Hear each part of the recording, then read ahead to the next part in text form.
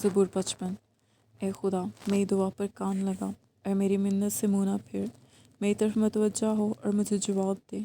मैं गम से बेकरार होकर कराहता हूँ, दुश्मन की आवाज़ों से और शरीर के जुल्म के बायस, क्योंकि वो मुझ पर बदी लादते और कहर में मुझे सताते हैं। मेरा दिल मुझ में बेताब है और मौत का होल मुझ पर छा गया है। खौफ और कपकपी मुझ पर तारी है। हैबत ने मुझे दुबा लिया है और मैंने कहा, काश के कबूतर की तरह मेरे पर होते तो मैं उड़ जाता और आराम पाता। फिर तो मैं दूर निकल जाता और बियाबान में बसेरा करता। मैं आंधी के झोंके और तूफ़ान से किसी पनाह की जगह में भाग जाता। ए खुदावन, उनको हलाक कर और उनकी ज़ुबान में तफ़रका डाल, क्योंकि मैंने शहर में जुल्म और झगड़ा देखा है।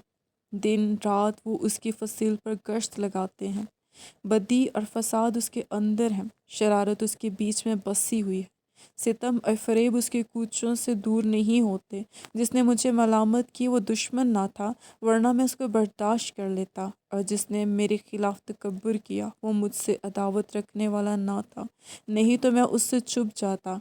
बल्कि वो तो तू ही था जो मेरा हमसर, मेरा रफ़ीक और दिली दोस्त था। हमारी बाहिमी गुफ्तगू शरीन थी और हजूम के साथ खुदा के घर में फिरते थे।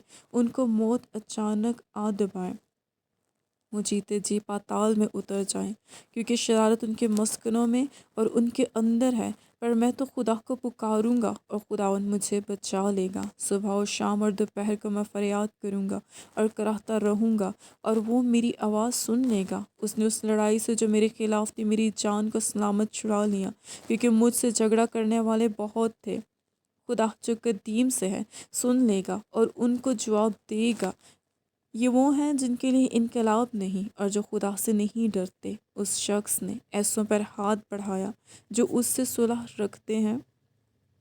उसने अपने अहद को तोड़ दिया है। उसका मुंह मक्खन के माने चिकना था, पर उसके दिल में जंग थी। उसकी बातें तेल से ज़्यादा मुलायम पर नंगी तलवारें थीं।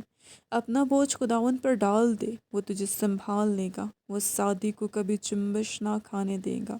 लेकिन ए खुदा, तो उनको हलाकत के घड़े में उतारेगा। खूनी और दगाबाज अपनी आधी उम्र तक भी जीते ना रहेंगे, पर मैं तुझ पर तवक्कुल करूँगा। आमीन।